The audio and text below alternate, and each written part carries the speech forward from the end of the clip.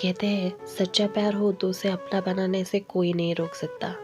हमारी आज की भी स्टोरी कुछ ऐसे ही है। ये स्टोरी है आदिति और मिहिर की। आदिति और मानसी दो बेस्ट फ्रेंड्स थी।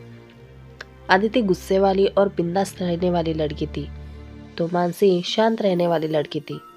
दोनों स्कूल से कॉलेज तक साथ थे। दोनों एक दूसरे से सारी बातें शेयर किया करती थी। आदिति मानसी के भाई मिहिर को लाइक करती थी, पर यह बात वो मानसी से छुपाती है। आदिति रोज कोई ना कोई बहाना ढूंढ के मानसी के घर जाया करती थी, ताकि वो मिहिर को देख सके। उसको इम्प्रेस करने की कोशिश करती रहती थी, पर मिहिर उसको कोई भाव नहीं देता था। एक दिन मिहिर को शादी के लिए लड़की वाले देखने आते हैं। यह सुनकर आदिति को बहुत बुरा लगता है। उसे रोना आ जाता है। उसे ये सब देखा नहीं जा रहा था, इसलिए वो अपने घर जाने के लिए निकलती है। तभी मानसी उसे रोक लेती है और मिहिर के पास लेके जाती है। आदिति थोड़ी चुप ही थी। उसे चुप देखकर मिहिर को थोड़ा अजीब लगा। वो कहता है, क्या हुआ? हमेशा तो इतनी बोलती रहती हो, आज क्या हुआ? इतनी चुप क्यों हो? क्या हुआ? तबीयत ठीक नहीं है?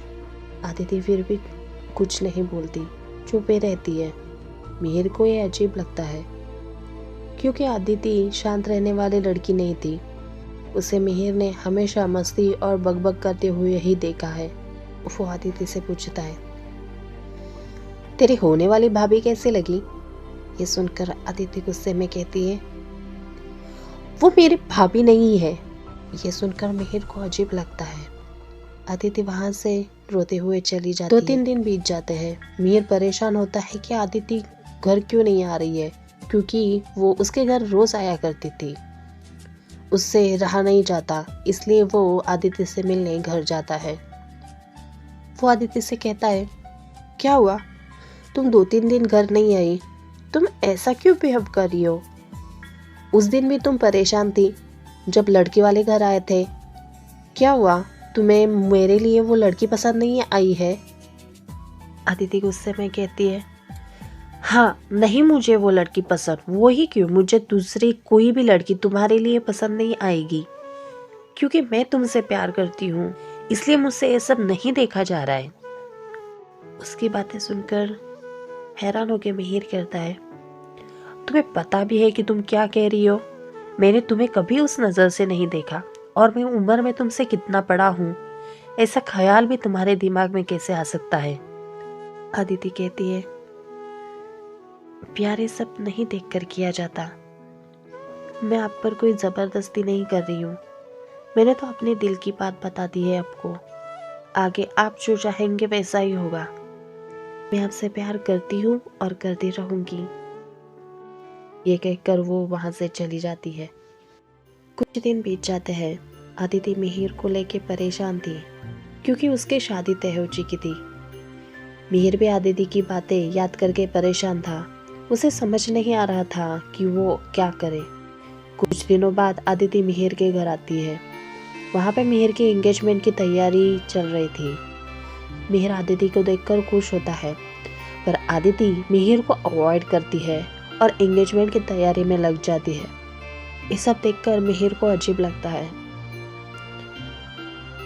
वो उसे बुलाकर कहता है, आदिति, तुम्हारे दिमाग में क्या चल रहा है?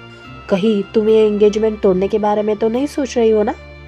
देखो, ऐसा कुछ मत करो। मिहिर की ये बातें सुनकर आदिति गुस्से में कहती है, मैं इतनी बुरी हूँ जो तुम मेरे बारे में ऐसा सोच रहे हो? मैं तुमसे सच्चा प्यार करती हूँ और आखिर तक तुम्हारा इंतजार करूंगी। प्यार कोई जबरदस्ती नहीं हासिल किया जा सकता। ये कहकर वो वहां से चली जाती है। उसके जाने के बाद मिहिर उसके बारे में सोचने लगता है।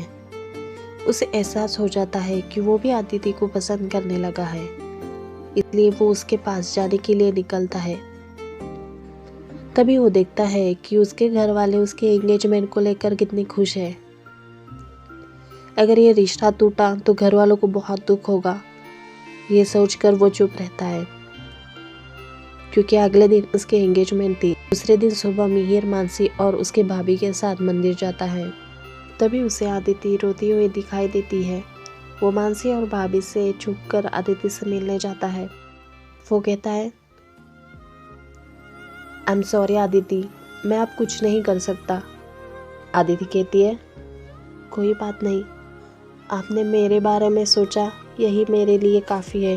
मैं जानती हूँ कि तुम अपने घर वालों का दिल दुखाकर मुझे अपना नहीं सकते। शायद इस जन्म में हमारा साथ नहीं था। ये कहकर वो बहुत रोने लगती है। उसे रोकता देख मिहिर भी रो पड़ता है। दोनों वहाँ से चले जाते हैं। अदिति दुखी थी, इसलिए वो दिन भर घर नहीं जाती, क्योंकि शाम को मिहिर की सगाई होने वाली थी। शाम को अदिति घर जाती है, तभी उसे मिहिर के घर वाले दिखाई देते हैं। उन्हें वहाँ पे देखकर उसे कुछ समझ में नहीं आता। तभी वहाँ पे मानसी आके कहती है, तुमने मुझसे आज तक सारी बातें शेयर की, लेकिन इतनी बड़ी बात नहीं तुम मुझे बता सकी कि तुम मेरे भैया से इतना प्यार करती हो। अगर मंदिर में मैंने तुम दोनों की बातें नहीं सुनी होती तो आज तुम दोनों दुखी होते। ये सुनकर आदिति उसके गले लगकर रोने लगती है। मिहिर भी उसको गले लगाकर उसके प्यार को कबूल करता है। इस तरह से उन दोनों की सगाई हो जाती है। आई होप आपको आज की स्टोरी पसंद आई होगी। ऐसी ही वीडियोज़ को देखने के लिए मेरे चैनल को सब्सक्राइब ज़रूर कीजिए।